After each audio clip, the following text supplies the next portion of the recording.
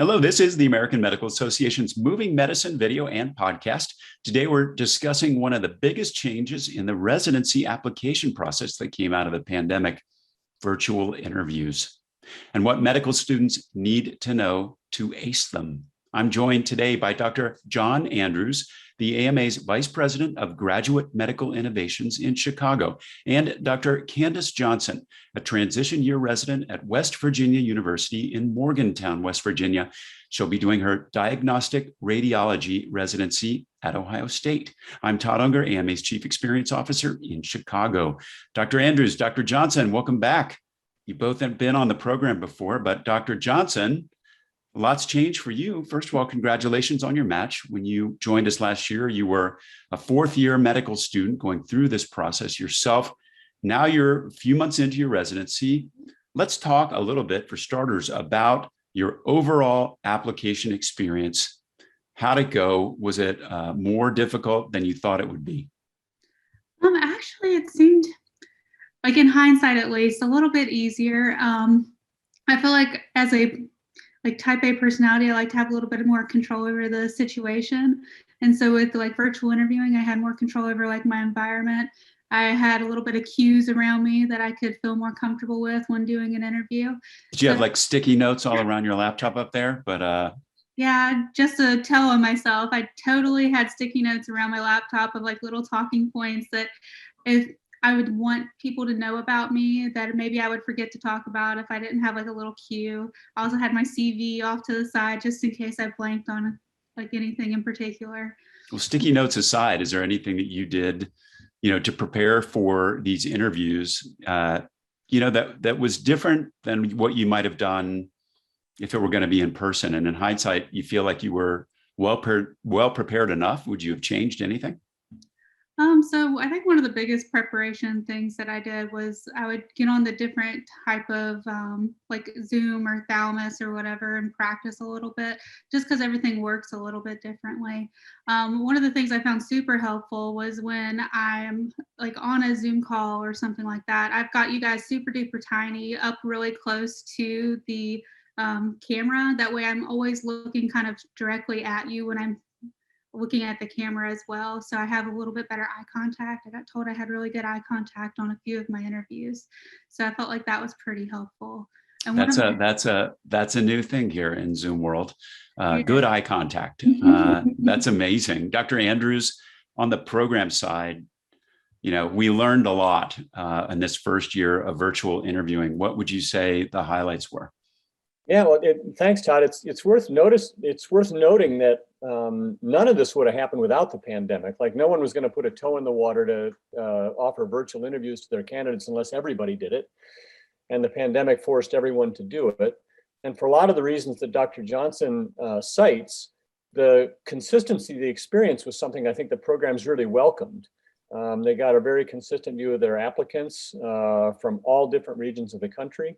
I think on the program side, it was somewhat easier to organize. There's a lot of manpower that goes into interviewing, and to corral faculty members physically to meet with people in a location on the campus is a little more difficult than providing them with a Zoom link. And once again, thanks to the pandemic, people know how to use Zoom. The technical requirements and the education that needed to go into that was pretty limited. And so I actually think it went pretty well. On the downside, I think programs really missed the opportunity to display the learning environment to their interviewees. And I'd be interested in Candace's reactions to that, because you don't get to arrive at the institution, get a feel of the place, the geography, actually meet a large number of people. And that's a big difference. Mm-hmm. And I think a lot of programs felt that was a loss. Yeah, I definitely feel like that was one of the things missing. I did appreciate all the videos and where they tried to give you an idea of what their campus and everything was like, but having that in-person experience is something that you can't really beat. So when I was trying to do my rank list, kind of in January, I would go visit maybe a couple places just to make sure that it was kind of a good fit. If I had family in the area, that always made it a plus, because they could always tell me about Columbus or Morgantown and see kind of what the town is like. That way I would have a good idea from that standpoint. But you are missing kind of that in-person just influence. I'm a very visual person. It's nice to like see how things are connected. I was actually pretty astonished with WVU how huge it was compared to the hospital I was at in medical school. So it was nice seeing it in person before starting. Dr. Andrews, we've got a year under our belt of virtual interviewing. We're in the second round of this right now. Are we seeing programs making changes to capture, what they learned? What would those changes look like? Yeah, well, to Dr. Johnson's point, I do think that programs are really looking carefully at what resources they can provide to applicants to help them understand what it might be like to train there for the next 3 to 5 to 7 years. And so the quality of videos and other resources that programs are producing is increasing. I think that we've all learned how to effectively use Zoom, and so and other online tools, and so the consistent experience that they're able to offer to applicants in terms of the way that their faculty and other interviewers interact with the applicant virtually, those standards are being raised as well. And then the other thing that's happening is the scheduling of interviews is becoming much cleaner, I think. Dr. Johnson mentioned the use of tools like Thalamus to schedule interviews. And in the virtual space where really all you're doing is exchanging a link and a calendar invitation, that's becoming much more seamless as well. So I think there've been some positive things to take away from it moving forward. When you look into the future, Dr. Andrews, what portions of this do you see continuing on despite what we hope would be the end of the pandemic? Well, for both reasons of the economic burden it places on applicants to travel and concerns about inequities that may result from that, there's been an interest in virtual interviews for a long time. And as I said earlier, no one was going to take the first step because there would be a relative, I think, competitive disadvantage to being the only place that did virtual interviews while everyone else was offering them in person. I think there's going to be a strong interest in programs when the pressures of the pandemic ease to return to in-person interviews for a lot of the reasons we've already discussed. They think that meeting people in person is a better way to understand how they might fit into the environment at their program. I hope those pressures don't lead us away from virtual interviews. I think we've gained a lot in terms of efficiency, in terms of reduced burden on the applicants, and frankly, in terms of the attention applicants are able to pay to their ongoing clinical education during the 4th year rather than traveling all over the country, that are a strong argument for continuing virtual interviews. Dr. Johnson, I'm curious, you've gone through this process a year ago in the first year of the virtual interviewing. Do you have any particular advice for medical students that are about to embark on this particular process themselves?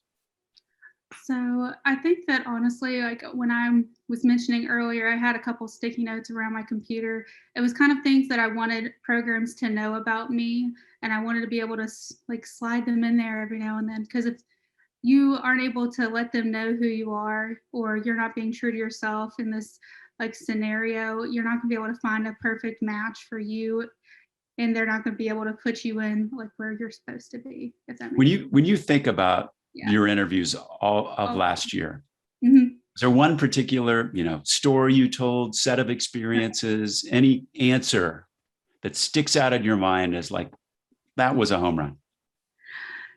So I actually made my personal statement kind of like a storyline, kind of like intertwined how I'm like very big into road trips. My family's been doing them my entire life. And it kind of gave like really big talking points during my interview season. Like a lot of people are very interested in road trips. We all kind of talk back and forth about what was our farthest road trip, where have we been, like kind of, I don't know the word for it. I'm blanking. Tick for tat. Just having fun, and it just makes it a lighter environment. So more personal, and use the real estate around your screen to keep those stories top of mind. Dr. Andrews, from the program perspective, are there any do's and don'ts from your end about succeeding in this environment? Yeah, I think one thing to remember is to be flexible and adaptable. Mm-hmm.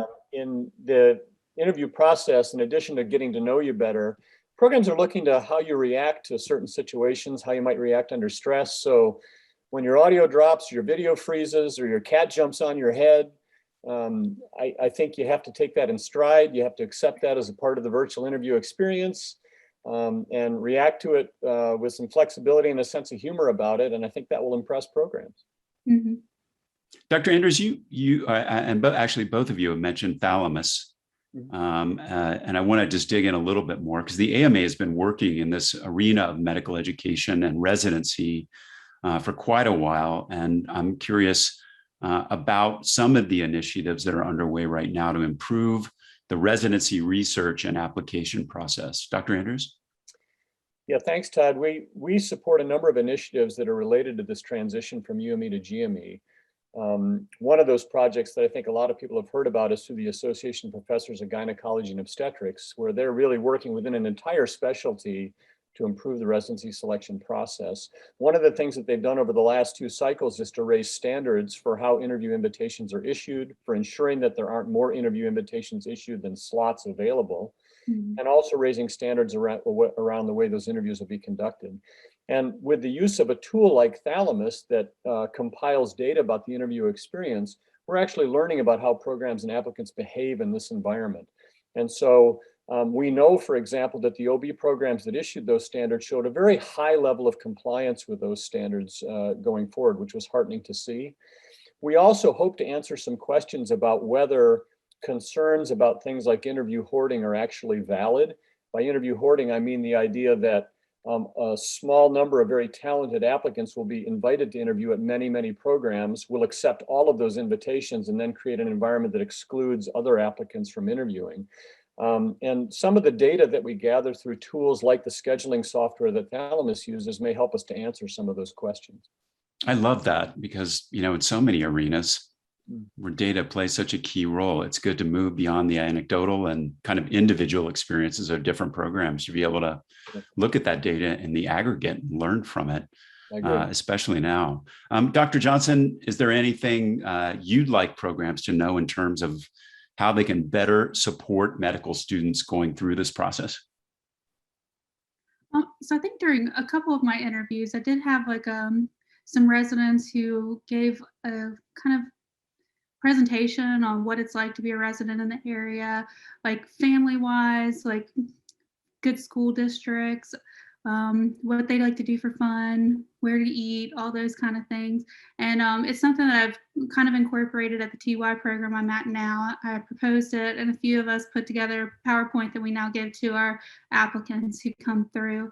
And we've had really good feedback on it. It's like it made my decision a lot easier. It gave me a lot of information about the area, gave me a lot of information about your experience during this past few months of intern year. So I feel like that's definitely very powerful and something that the applicants very much appreciate. Dr. Andrews, before we finish, is there anything else in terms of advice to medical students now or guidance for programs? Well, I might just go in a little bit of a different direction and suggest that I'm going to be really interested looking forward in what the long-term impact of the virtual interviewing experience is. If you look at last year's match, on paper, the match was similar to previous years in terms of the success rate that applicants had and the success rate the programs had filling their programs. But as virtual interviews become more prevalent, I wonder what the long-term effect is going to be on trainees as they essentially choose their training environment over television, right? Like for the reasons that Dr. Johnson mentioned, she talked about people explaining what it might be like to move there, to perhaps to bring their families with them. And I think the impact of selecting programs, perhaps without ever having visited before you arrive to train, is going to be really interesting. I'm looking in my crystal ball and I see more digital marketing as part of this, but I'm biased. Thank you. That's right. Dr. Andrews, Dr. Johnson, thanks so much for being here today and sharing your perspectives.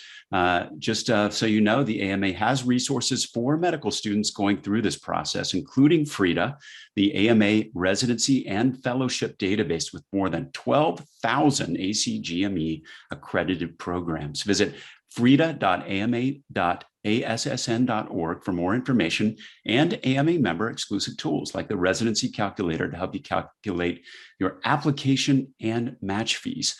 Frida also offers program overviews, allows you to take notes and rank programs on a dashboard, and has a series of videos to help you through each stage of the application process. My team has been working very hard on that, along with the folks in our medical education group, and I can tell you, really, really valuable resource. We'll be back soon with another Moving Medicine video and podcast soon. Be sure to click subscribe on AMA's YouTube channel, Apple, Spotify, or wherever you listen to podcasts for all of our videos and podcasts at ama-assn.org/podcast. Thanks for joining us.